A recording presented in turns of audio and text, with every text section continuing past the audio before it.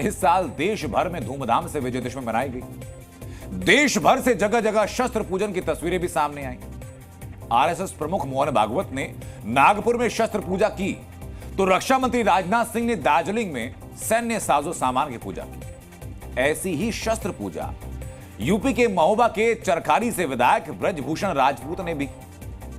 देश भर में शस्त्र पूजा होने के बाद हथियारों को संभाल कर रख दिया गया, लेकिन विधायक ब्रजभूषण राजपूत एक कदम आगे निकले। उन्होंने पूजा के बाद हथियारों को रखा नहीं, बल्कि हथियारों का इस्तेमाल किया। उनके समर्थकों ने उनके सामने अंधाधुंध फायरिंग की। रिपोर्ट जरा देखिए। नाम ब्रजभूषण राजपूत, पहचान विधायक चरखारी, पार्टी बीजेपी। विधायक ब्रजभूषण राजपूत फिर से चर्चा में है और इस बार उनकी चर्चा आपत्तिजनक बयानों से नहीं बल्कि उनके समर्थकों की अंधाधुंध फायरिंग की वजह से। इस वायरल वीडियो में सब कुछ है, शक्ति प्रदर्शन भी है, शक्ति प्रदर्शन का साक्ष्य भी और गोलियों की गूंज भी। के मौके पर चरखारी में बीजेपी विधायक ब्रजभूषण राजपूत सबसे पहले शस्त्रों की पूजा करते हैं, उसके बाद अपने समर्थकों के साथ जो इन हथियारों से लैस होते हैं फोटो खिंचवाते हैं। हाथों में लहराते ये हथियार हर तरह के हैं, किसी के हाथ में दोनाली है तो किसी के दोनों हाथों में बंदूक। फिर जय श्री राम का उद्घोष करते हैं। जैसे ही जय श्री राम का उद्घोष खत्म होता है, विधायक जी के समर्थक दनादन फायरिंग शुरू कर देते हैं। कहने को तो ये लाइसेंसी बंदूक से की गई हर्ष फायरिंग, यानी खुशी में की गई फायरिंग, लेकिन जब खुद योगी सरकार ने पूरे राज्य में हर्ष फायरिंग पर रोक लगा दी थी, तो बड़ा सवाल ये उठता है कि फिर ये फायरिंग हुई क्यों। इस मामले में महोबा पुलिस ने ट्वीट जरूर किया है।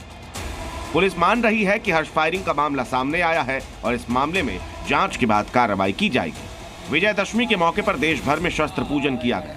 हालांकि विधायक ब्रजभूषण राजपूत एक कदम आगे बढ़ गए और उन्होंने न केवल शस्त्र पूजन किया बल्कि शस्त्र को चलवाकर उसका इस्तेमाल भी करवा दिया। ब्यूरो रिपोर्ट, जी मीडिया।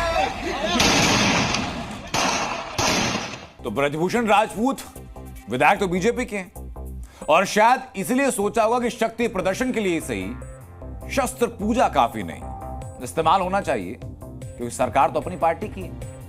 जबकि विधायक जी को यह सोचना चाहिए था कि इससे और कुछ नहीं बल्कि सिर्फ और सिर्फ उनकी अपनी पार्टी की सरकार की छवि ही खराब हुई है और कुछ नहीं। आगे बढ़ते हैं। बिहार के डिप्टी सीएम ने अपशगुन का समाधान निकाला है वास्तु से। डिप्टी सीएम सम्राट चौधरी को एक नया बंगला आवंटित किया गया।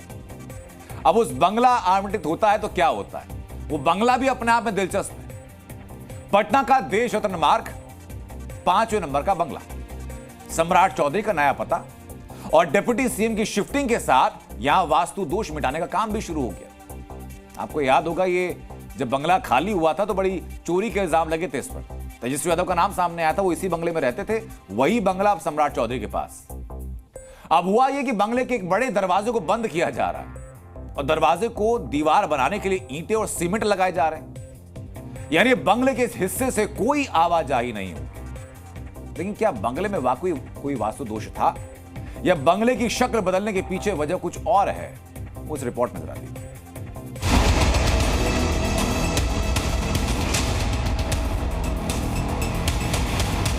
टोटी गायब, एसी भी गायब, सोफा सेट भी लापता। पूर्व डिप्टी सीएम तेजस्वी यादव ने जब अपना सरकारी बंगला खाली किया था तब इल्जाम लगाए गए थे कि उनके सरकारी बंगले से काफी सामान गायब हो गया था। आरोप लगे, प्रत्यारोप भी लगे और अब नंबर आया सम्राट चौधरी, जिन्हें इसी बंगले में यानी 5 देश रत्न मार्ग में शिफ्ट होना था और उनके आते ही शुरू हो गया वास्तु दोष का समाधान। कोने पे प्रवेश का होना सदैव शुभकर नहीं माना गया है शास्त्रों के हिसाब से। जहाँ तक इनकी बात है 5 देश रत्न की, तो ये पूरब और दक्षिण मतलब अग्निकोण पे इनका प्रवेश है। तो इस टाइप के घरों में स्थिरता कम रहती है, मानसिक तनाव ज़्यादा रहता है, क्योंकि अग्नि देवता का गेट ही पर प्रवेश दिखलाई पड़ रहा है। तो वैसी स्थिति में थोड़ी अशांति, मानसिक क्लेश, आप ये कह लें कि किसी भी तरीके से स्थिरता नहीं रहती है। क्या वाकई बंगले में वास्तु दोष है या फिर ये सारी मेहनत मजदूरी कराई जा रही है एक कथित अपशगुन की वजह से, जो कहता है कि इस बंगले में जो भी डिप्टी सीएम आया उसने अपना कार्यकाल पूरा नहीं किया। 22 नवंबर 2015 से 27 जुलाई 2017 तक तेजस्वी यादव बिहार के डिप्टी सीएम रहे, लेकिन कार्यकाल पूरा नहीं कर पाए। 27 जुलाई 2017 से 16 नवंबर 2020 तक सुशील मोदी बतौर डिप्टी सीएम बंगले में रहे, वो भी कार्यकाल पूरा नहीं कर पाए। 16 नवंबर 2020 से 9 अगस्त 2022 तक तारकिशोर प्रसाद इस बंगले में रहते थे, वो भी अपना कार्यकाल पूरा नहीं कर पाए। तो क्या सम्राट चौधरी इसी कथित अपशगुन से बचना चाहते हैं ताकि वो अपना कार्यकाल पूरा कर सके? जब ये सम्राट चौधरी को अलॉटमेंट हुआ और इस अपशकुनी बंगले का जो एक हिस्सा है जिससे लगातार ये कहा जाता है कि यहाँ अपशकुन बार बार इस घर में प्रवेश कर रहा था, तो उसको बंद करने का फैसला सम्राट चौधरी ने लिया है। खैर, वजह वास्तु दोष है या फिर किसी अपशगुन का डर, ये सम्राट चौधरी ही बेहतर जानते हैं। लेकिन जब काम खत्म हो जाएगा तो डिप्टी सीएम से मिलने वालों को एक नए बंगले की तस्वीर जरूर नजर आएगी। प्रशांत झा, पटना, जी मीडिया। जी न्यूज़।